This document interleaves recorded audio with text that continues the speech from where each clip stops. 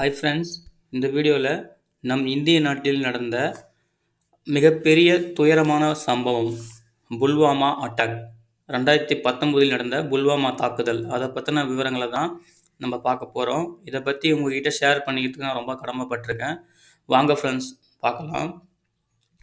First Pulwama தாக்குதல் எங்கே நடந்துச்சு அப்படின்னு பார்த்தீங்கன்னா, ஜம்மு காஷ்மீர், நம்ம இந்தியாவில் ஜம்மு காஷ்மீர் மாநிலத்தில் புல்வாமா மாவட்டம், சரிங்களா, புல்வாமா டிஸ்ட்ரிக்ட், அந்த டிஸ்ட்ரிக்டில் அவந்திபோரா பகுதி, சரிங்களா. அப்போது நம்ம மத்திய சேம காவல் படையினர், சரிங்களா, மத்திய சேம காவல் படையினர், சிஆர்பிஎஃப் அப்படின்னு சொல்லுவாங்க. சிஆர்பிஎஃப் அப்படின்னா சென்ட்ரல் ரிசர்வ் போலீஸ் போர்ஸ், சரிங்களா, சென்ட்ரல் ரிசர்வ் போலீஸ் போர்ஸ். அவங்க வந்து பார்த்தீங்கன்னா இந்த புல்வாமா டிஸ்ட்ரிக்ட் அவந்திபோரா பகுதியில் ஸ்ரீநகர் ஜம்மு தேசிய நெடுஞ்சாலை, சரிங்களா, ஸ்ரீநகர் ஜம்மு அந்த தேசிய நெடுஞ்சாலையில் போயிட்டு இருந்தாங்க. அப்படி போகும்போது அந்த வண்டியில் அப்படி போயிட்டு இருக்கும்போது நடந்த ஒரு தற்கொலை தாக்குதல் தான், சரிங்களா. தற்கொலை தாக்குதல் அப்படின்னா, அதாவது தாக்குதல் பண்ணுறவங்க வந்து பார்த்தீங்கன்னா தான் உயிரையும் போனால் பரவாயில்ல, சரிங்களா, தன் உயிர் போனாலும் பரவாயில்ல, மற்றவங்க உயிரை வந்து நம்ம எடுக்கணும் அப்படின்னு சொல்லிட்டு முடிவு பண்ணாங்க. பார்த்தீங்களா, அவங்க உயிரை தியாகம் பண்ணுவாங்க அந்த தாக்குதலுக்கு, சரிங்களா. அவங்க உயிரை சாக்ரிஃபைஸ் பண்ணி மற்றவங்களையும் சாவடிக்கணும் அப்படின்ற எண்ணத்தில் தான் தற்கொலை தாக்குதல்னு சொல்லுவாங்க, சரிங்களா. இந்த தாக்குதல் தான் புல்வாமா தாக்குதல். இது வந்து புல்வாமா டிஸ்ட்ரிக்ட்ல நடந்ததால புல்வாமா தாக்குதல் அப்படின்னு சொல்லிட்டு அதுக்கு நேமும் அப்போ சொல்லப்பட்டது, சரிங்களா. இது எப்போ நடந்துச்சு அப்படின்னு பார்த்தீங்கன்னா 2019 ஆண்டு பிப்ரவரி 14 தான் நடந்துச்சு, சரிங்களா. 2019 பிப்ரவரி 14. பிப்ரவரி 14னா உலக காதலர் தினம், நம்ம எல்லாருக்கும் தெரியும். லவர்ஸ் டேன்னு சொல்லுவோம், வேர்ல்டு லவர்ஸ் டே, சரிங்களா. அதாவது உலகம் ஃபுல்லாகவே காதலர்கள் கொண்டாடுற தினம் நம்மளுக்கு தெரியும். அதே போல் அந்த டேல் தான், சரிங்களா, பிப்ரவரி 14, 2019 தான் நடந்துச்சு. இந்திய நேரப்படி பார்த்தீங்கன்னா மாலை 3:15 மணி அளவில் வந்து இந்த தாக்குதல் வந்து நடைபெற்றது, சரிங்களா. இதுதான் வந்து பார்த்தீங்கன்னா நம்ம புல்வாமா தாக்குதல் அப்படின்னு சொல்கிறாங்க. அதுக்கப்புறம் தாக்குதலுக்கு யார் காரணம் அப்படின்னு சொல்லிட்டு பார்த்தீங்கன்னா அதில் ஜெய்ஷ்-இ முகமது, சரிங்களா, ஜெய்ஷ்-இ முகமது என்ற தீவிரவாத குழு வந்து பொறுப்பேற்றாங்க. நாங்கள் தான் அந்த தாக்குதல் பண்ணோம் அப்படின்னு சொல்லிட்டு. அந்த குழுவில் ஒருத்தராக இருக்கவங்க, அதாவது அகமது தார் அப்படின்றவங்க பார்த்தீங்கன்னா அவங்க தான் அந்த தற்கொலை தாக்குதல் பண்ணது.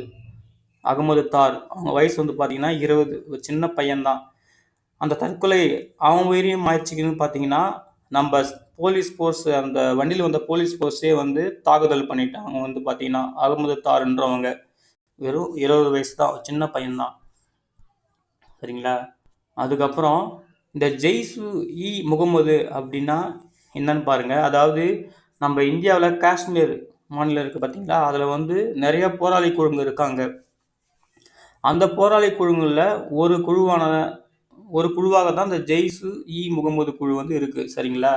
இது வந்து பார்த்தோன்னா மிகவும் ஒரு மோசமான குழு அப்படின்னு சொல்லப்படுது. அதாவது இந்த ஜெய்ஷ்-இ முகமது அந்த குழு வந்து பார்த்தீங்கன்னா அங்கே இயங்குகிற, அதாவது காஷ்மீர் மாநிலத்தில் இயங்குகிற போராளி குழுக்களிலே பார்த்தீங்கன்னா மிகவும் ஒரு மோசமான கடுமையான குழு அப்படின்னு சொல்லப்படுது. ஜெய்ஷ்-இ முகமது அப்படின்னா பார்த்தீங்கன்னா உருது சொல்ல இருக்குது. அதோட அர்த்தம் பார்த்தீங்கன்னா முகமத்தின் படை, சரிங்களா, அப்படின்னு சொல்லப்படுது. முகமத்தின் படை தான் இந்த ஜெய்ஷ்-இ முகமது அப்படின்னு சொல்கிற அந்த குழுவோட அர்த்தம், சரிங்களா. அதாவது இவங்க பார்த்தீங்கன்னா அந்த தற்கொலை தாக்குதல் நடத்துனாங்க பார்த்தீங்களா, இவங்க என்ன பண்ணியிருக்காங்கன்னா ஒரு மகேந்திரா ஸ்கார்பியோ அந்த வண்டியில் சுமார் 350 கிலோ எடை கொண்ட வெடிப்பொருட்களை வந்து எடுத்துகிட்டு போயிட்டு நம்ம போலீஸ் ஃபோர்ஸ் போனாங்க பார்த்தீங்களா, அந்த மிலிட்ரி ஃபோர்ஸ் போனாங்கல்ல அந்த வண்டியில் போயிட்டு மோதிட்டு அந்த வாகனம் வந்து ரெண்டுமே அது வெடிச்சிருச்சு, சரிங்களா. அப்படி வெடிச்சது தான் இந்த புல்வாமா தாக்குதல். அதில் வந்து பார்த்தீங்கன்னா அதாவது பட்டாலியன் குழுன்னு சொல்லுவாங்க பார்த்தீங்களா, பட்டாலியன் இந்த மிலிட்ரி ஃபோர்ஸை சொல்லுவாங்க. அது வந்து பார்த்தீங்கன்னா 76வது பட்டாலியன், சரிங்களா, 76வது பட்டாலியனு. அதில் சுமார் 40 காவல் படையினர், அதாவது மிலிட்ரி ஃபோர்ஸ், சரிங்களா, 40 பேர் இன்க்ளூடிங், அதாவது அந்த தற்கொலை செஞ்சாங்க இல்லையா அந்த தீவிரவாதி, அவங்களோட சேர்த்து வந்து பார்த்தீங்கன்னா மொத்தம் 40 பேர் வந்து இறந்ததாக அப்போ வந்து தெரிவித்தாங்க, சரிங்களா. 40 பேர் இறந்து விட்டதாக, அதாவது அந்த தற்கொலை பண்ண அந்த தீவிரவாதியும் சேர்த்து. காயமடைந்தவர் பார்த்தீங்கன்னா சுமார் 35 பேருக்கு மேற்பட்டோர் காயமடைஞ்சாங்க அப்படின்னு சொல்லப்படுது, சரிங்களா. இதுதான் அந்த தாக்குதலில் பாதிக்கப்பட்டவங்களோட விவரங்கள். அதுக்கப்புறம் இந்த தாக்குதல் சம்மந்தமாக பார்த்தீங்கன்னா ஒரு வீடியோ ஒன்று வந்து வெளியிட்டாங்க. இது யாருன்னா அந்த ஜெய்ஷ்-இ முகமது இருக்கு பார்த்தீங்களா, அவங்க சம்மந்தமாக. அது வந்து பார்த்தீங்கன்னா அந்த ஜெய்ஷ்-இ முகமது பார்த்தீங்கன்னா ஒரு பாகிஸ்தானிய ஆயுத குழுவாக இருக்கும் அப்படின்னு சொல்லிட்டு சொல்லப்பட்டது. சரிங்களா, ஒரு பாகிஸ்தானிய ஆயுத குழுவாக இருக்கும் சொல்லப்பட்டது. அவங்க சார்பாக வந்து பார்த்தீங்கன்னா ஒரு வீடியோ வந்து வெளியிட்டாங்க. அந்த வீடியோவில் வந்து யார் இருந்தாங்கன்னா, அதாவது அந்த அகமது இருக்கான் பார்த்தீங்களா, அகமது தார், அந்த தாக்குதல் நடத்தினான் பாருங்க, அதாவது தற்கொலை தாக்குதல், அவன் தான் அந்த வீடியோவில் வந்து இருந்தாங்க. அவன் என்ன சொல்லியிருக்கான்னா, இந்த தாக்குதல் பண்ணி முடிச்சதுக்கப்புறம் எப்படியும் அவன் இறந்துருவான், ஏன்னா தற்கொலை தாக்குதல் தானே, அவன் இறந்துருவான். அவன் என்ன சொல்லியிருக்கான் பார்த்தீங்கன்னா, இந்த தாக்குதல் முடிச்சதுக்கப்புறம் நான் சொர்க்கத்தில் வந்து மிகவும் சந்தோஷமாக இருப்பேன் அப்படின்னு சொல்லிட்டு அந்த வீடியோவில் வந்து சொல்லியிருக்கான். பாருங்க, இத்தனை பேர் வந்து சாகடிச்சிட்டு அவன் எப்படி வீடியோவும் பதிவு பண்ணியிருக்கான் பாருங்க. இது வந்து சாகிறதுக்கு முன்னாடியே சொன்ன விஷயம். இந்த இந்த இந்த தாக்குதல் நடந்ததுக்கப்புறம் என் உயிர் போனாலும் பரவாயில்ல, நான் சொர்க்கத்தில் இந்த நடந்த தாக்குதல்லாம் பார்த்துட்டு ரொம்ப சந்தோஷமாக இருப்பேன் அப்படின்னு சொல்லிட்டு வீடியோ வேற விட்டுருக்கான். இதுக்கு கடும் கண்டனங்கள், எதிர்ப்புகள் நிறையா மற்ற நாடுகள் கூட பார்த்தீங்கன்னா கண்டனங்கள் தெரிவித்தாங்க இந்த வீடியோவுக்கு வந்து பார்த்தீங்கன்னா.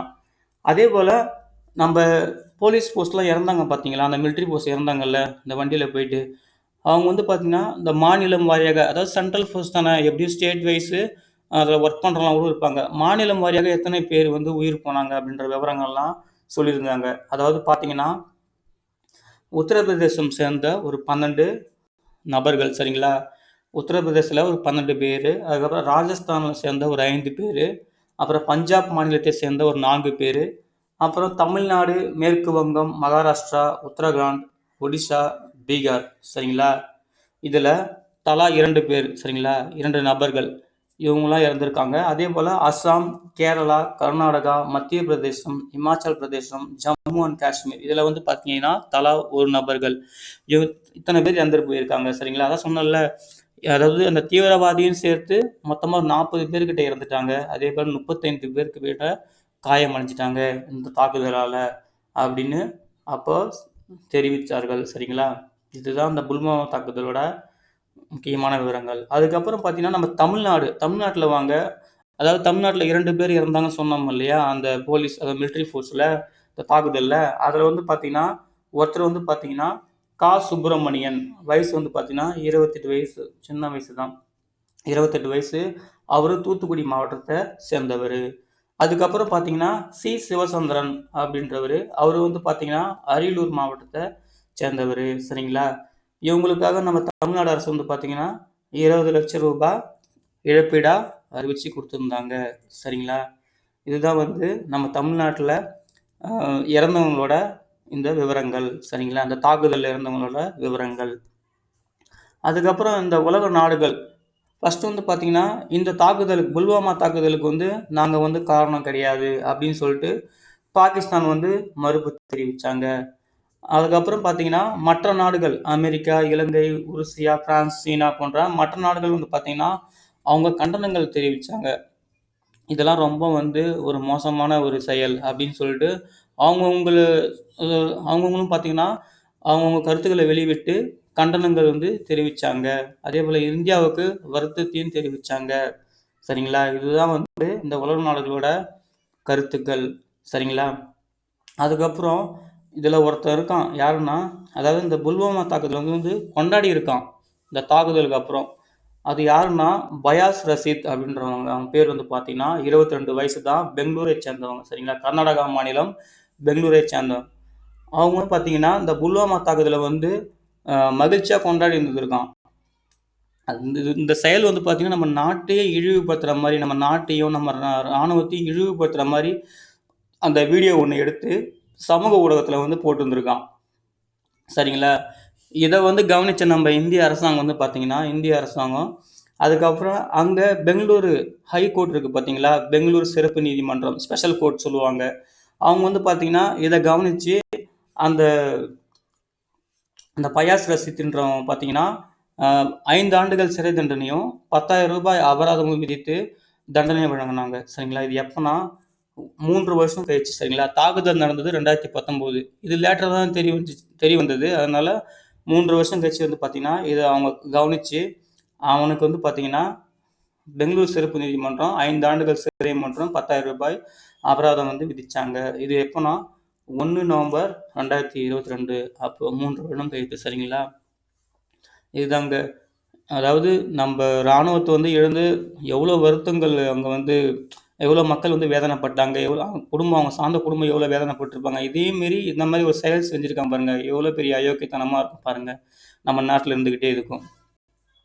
இதுதாங்க நான் உங்ககிட்ட ஷேர் பண்ண வந்த முக்கியமான விஷயங்கள். சரிங்களா?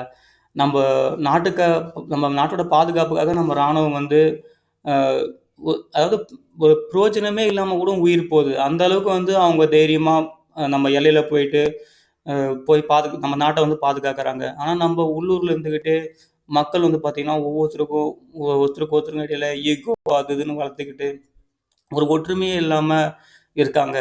முடிஞ்ச அளவுக்கு நம்ம வந்து பார்த்திங்கன்னா ஒருத்தருக்கு ஒருத்தர் ஒரு ஒற்றுமையாக இருந்துக்கின்னு நம்ம குடும்பம், நம்ம ஊர், நம்ம நாடுன்னு சொல்லிட்டு ஒற்றுமையாக இருந்தால் தான் ஒரு நல்ல சமுதாயத்தை உருவாக்க முடியும். ஃபஸ்ட்டு நல்ல மனித நேயத்தை நம்ம மனசுக்குள்ள வளர்த்துக்கணும். சரிங்களா? நல்ல ஒரு மனித நேயத்தை மனசுக்குள்ள வளர்த்துட்டு எல்லோரும் நம்ம குடும்பம், நாடு, ஊர் அப்படின்னு சொல்லிட்டு ஒற்றுமையாக இருந்தால் தான் ஒரு நல்ல நாடு வந்து உருவாகும். இதுதாங்க நான் உங்கள்கிட்ட சொல்ல வரேன். சரிங்களா? இந்த விவரங்கள்லாம் உங்களுக்கு ரொம்ப பயனுள்ளதாக இருக்கும்னு நான் நம்புகிறேன் ஃப்ரெண்ட்ஸ். இந்த வீடியோ உங்களுக்கு பிடிச்சிருந்தா லைக் பண்ணுங்கள். மறக்காமல் உங்கள் ஃப்ரெண்ட்ஸுக்கும் ஷேர் பண்ணுங்கள். தேங்க்யூ.